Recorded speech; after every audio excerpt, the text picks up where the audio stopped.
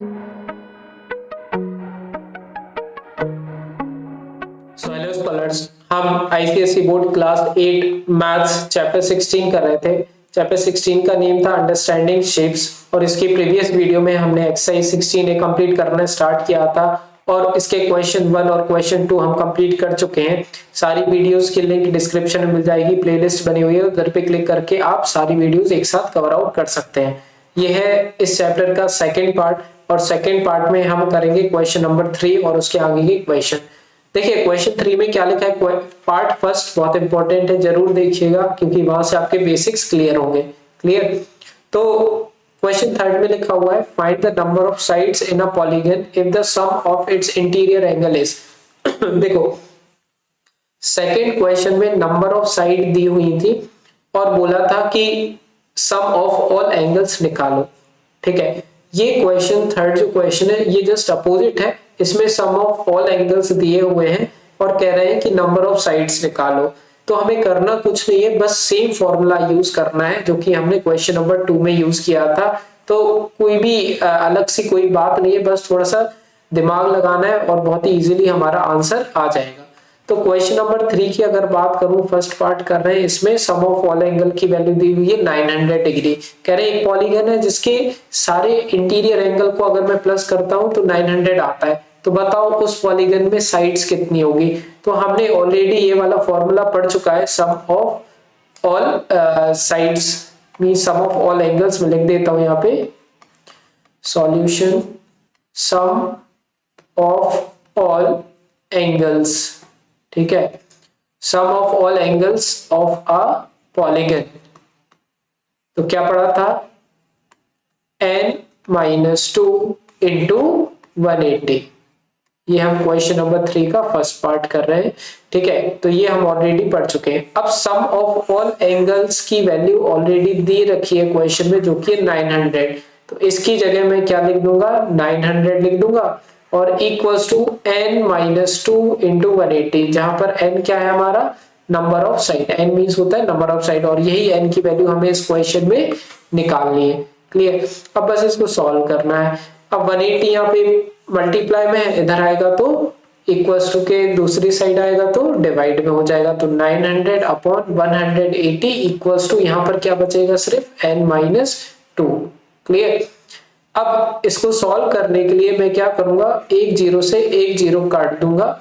ठीक है, तो मैंने कैंसिल आउट किया और इसके अलावा मैं क्या कर सकता हूं, अब बचा मेरा 90 और यहाँ पे नीचे 18। तो मैं जानता हूँ 18 5 जा 90 होता है। ठीक है, तो 18 1 जा 80 और 18 5 जा 90।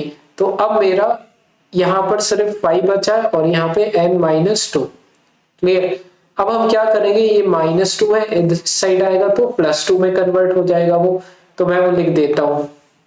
ठीक है, 5 + 2 इक्वल्स टू n। तो 5 + 2 होता है 7 इक्वल्स टू n। तो n की वैल्यू मेरी क्या आ चुकी है, 7। मतलब वो जो पॉलीगन है जिसके सारे इंटीरियर एंगल को मिला के 900 होता है, वो कितनी साइड से मिलकर के बना होगा, 7 साइड से मिलकर के बना होगा। क्लियर? तो यही है हमारा आंसर। बस इतना करना है आपके लिए और कुछ नहीं है। क्लियर? अब हम बी वाला पार्ट करते हैं। इसमें 1620 दिया हुआ है। ठीक है, सम ऑफ ऑल एंगल्स, ये है 1620। तो मैं सेकंड पार्ट यहाँ डालता हूँ और मैं यहाँ लिख देता हूँ 1620 डिग्री। क्लियर? अब सॉल्यूशन लिखते हैं। सबसे पहले हम वही फॉर्मूला लिखेंगे। तो ऑलरेडी मैंने ये इसलिए करके रखा ताकि टाइम कम हमारा वेस्ट हो। तो देखो ये 1620 तो है सम ऑफ ऑल एंगल्स, तो इसकी जगह पर मैं क्या ले लूंगा, 1620। तो मैं लिखता हूँ 1620 नीचे और n-2 into 180 as it is, क्योंकि ये तो हमारा फॉर्मूला है। अब ये 180 मल्टीप्लाई में इस साइड आएगा तो डिवाइड में, वही जो भी हमने फर्स्ट पार्ट में किया था वैसा ही करना है हमारे लिए, है ना। तो देखो 1620 लिखा और नीचे लिख दिया 180 इक्वल्स टू n-2। क्लियर? अब हम क्या करेंगे, एक जीरो से एक जीरो हम काट देंगे।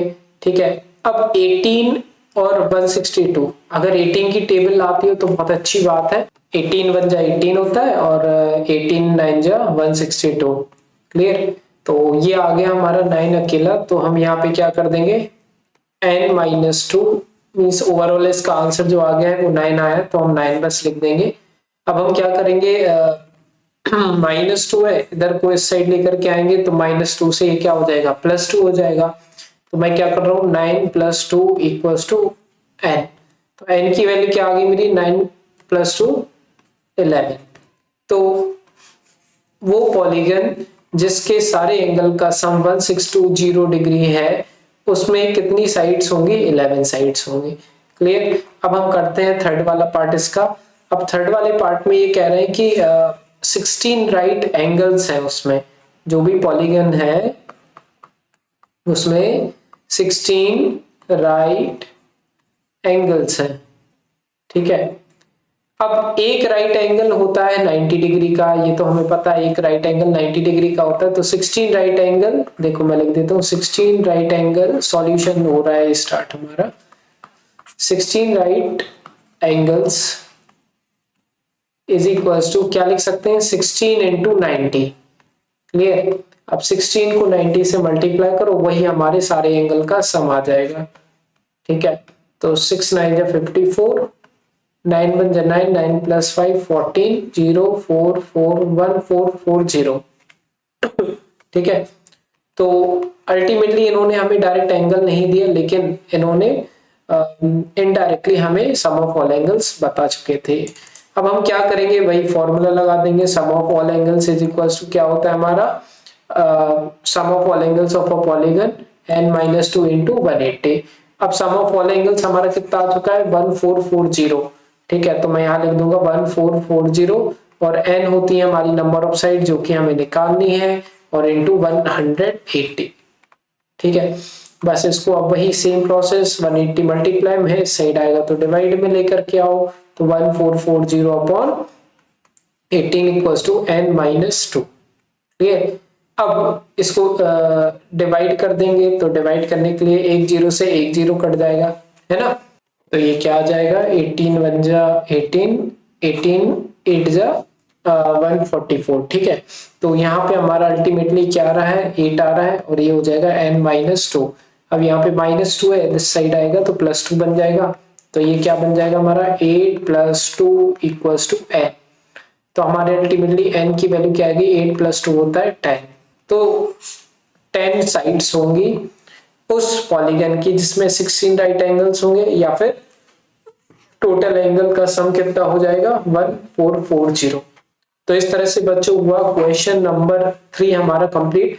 इसके बाद देखेंगे क्वेश्चन नंबर 4 हम नेक्स्ट वीडियो में। सारी वीडियोस की लिंक मिलेगी आपको डिस्क्रिप्शन में। पसंद आ रही है वीडियो प्लीज लाइक करिए, सब्सक्राइब करिए चैनल को। बाकी मिलते हैं बच्चों नेक्स्ट वीडियो में। बाय।